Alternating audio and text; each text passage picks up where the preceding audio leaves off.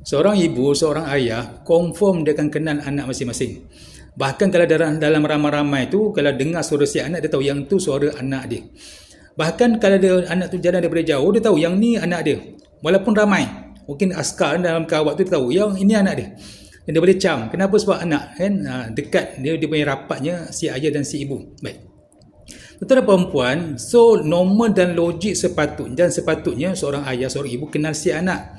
Baik, dalam surah Al-Baqarah ayat 146 yang berbunyi, alladzina atainahumul kitab ya'rifunahum kama ya'rifuna abna'ahum. Orang Yahudi itu mengenali Nabi Muhammad SAW macam dia kenal anak sendiri. Orang Yahudi. Baik. Persoalan dia, adakah kita orang Islam ni yang dah berketurunan orang Islam ni, dan kita akan kekal Islam sampai bila-bila insya-Allah, amin. Adakah kita kenal Nabi macam orang Yahudi kenal Nabi? Adakah kita kenal Nabi macam orang Yahudi kenal Nabi? Baik. Kalau betul kita ni kenal Nabi macam orang Yahudi kenal Nabi, cuba kita tanya dalam diri masing-masing, apa nama celak Nabi? Apa nama kuda Nabi? Unta Nabi? Nama baral Nabi? Nama panah Nabi? Pedang Nabi? Nama isteri-isteri Nabi? Anak-anak Nabi? Kemudian siapa pengawal Nabi? Pengawal Nabi. Siapa yang jadi ketua pelatun ni kalau Nabi hantar perisik, siapa perisik dia? Ketua pelatun tu dia ada dah 30 orang, 40 orang Nabi hantar, siapa yang Nabi lantik sebagai ketua? Kan? Bila Nabi lantik sebagai ketua, tentulah orang tu yang Nabi yakin dan Nabi percaya. Baik. Kemudian kalau kita kenal Nabi, kita boleh jawab, kenapa Nabi tinggalkan Sayyidina Ali di Mekah waktu Nabi dah hijrah berbanding patutnya Nabi tinggalkan Sayyidina Hamzah yang kuat berperang, Nabi tinggalkan Sayyidina Umar, tapi kenapa Nabi tinggalkan budak yang Sayyidina Ali ni yang kecil lagi masa tu? Kan? Baik. Kemudian kalau kita betul lah kenal Nabi, tentulah setiap sunnah yang Nabi buat daripada bangun tidur, celik mata sampai Nabi tidur balik, semua kita dah buat. Macam anak kita kan, ibu-ibu kalau pergi kenduri nampak makanan yang anak suka, dia akan ambil bawa balik, betul tak? Ibu-ibu kalau dia sayang si anak, dia pergi kenduri, nampak makanan yang anak tu suka, anak tak ikut, dia akan bawa balik. Bahkan kalau anak dia ada pun, dia akan minta izin untuk bawa balik makanan tu, untuk anak makan kemudian. Baik. Kemudian orang Yahudi ni kenal Nabi macam kenal anak sendiri.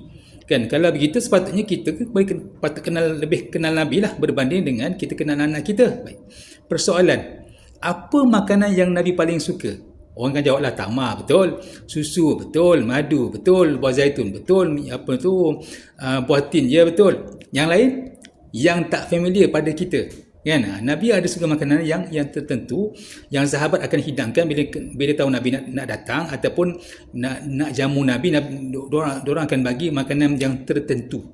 Sebab tahu Nabi suka makanan tu. Bahkan kalau makanan tu jauh daripada Nabi, diorang akan letak depan Nabi. Baik.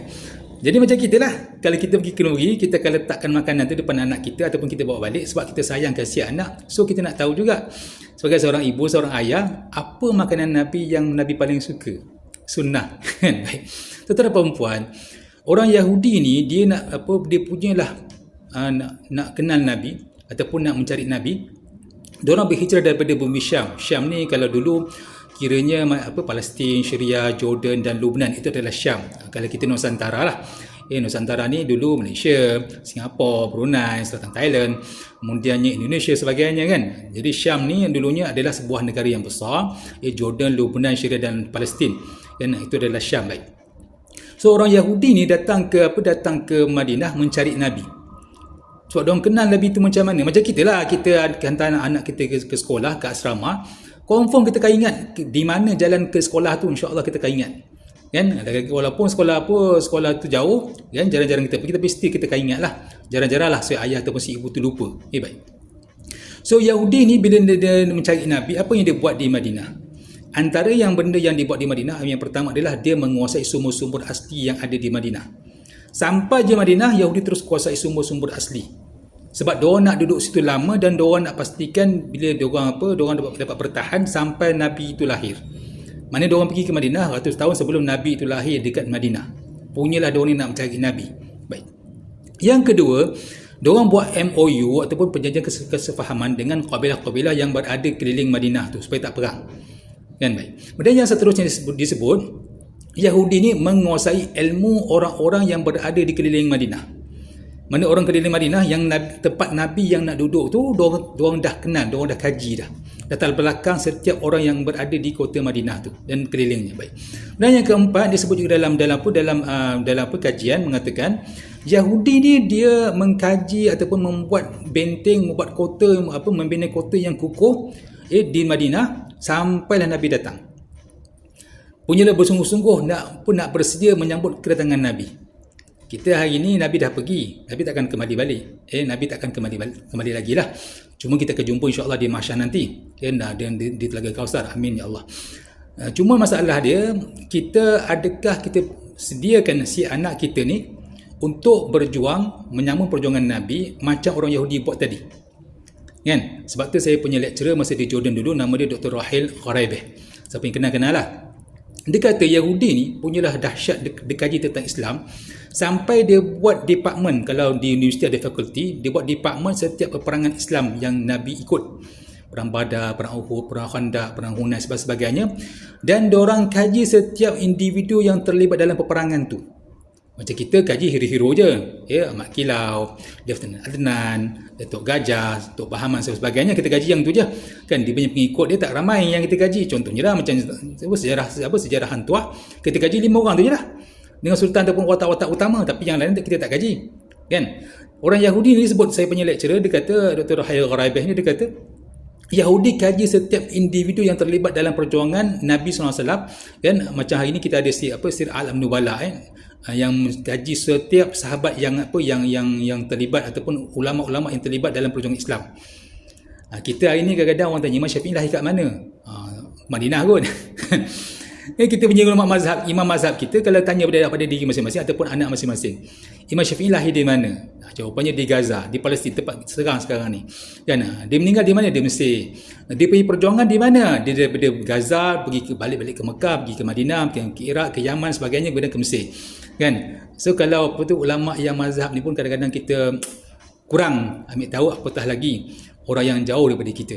Kita tuan perempuan, dalam surah Ali Imran ayat 31 Allah berfirman, qul in kuntum tuhibbunallah, kalau engkau wahai orang Islam betul-betul sayang Allah, fattabi'uni, ikutlah Nabi Muhammad SAW, yuhibbukum Allah, Allah akan sayang, wa yaghfir lakum dzunubakum, Allah akan ampunkan dosa kita, wallahu ghafurur rahim, Allah tu Maha Pengampun dan Maha Penyayang. Itu perempuan, kalau kita sungguh sayangkan Nabi, kita akan ikut Nabi dan kita akan setiap yang Nabi buat, Nabi tahu, Nabi sebagainya, kita buat.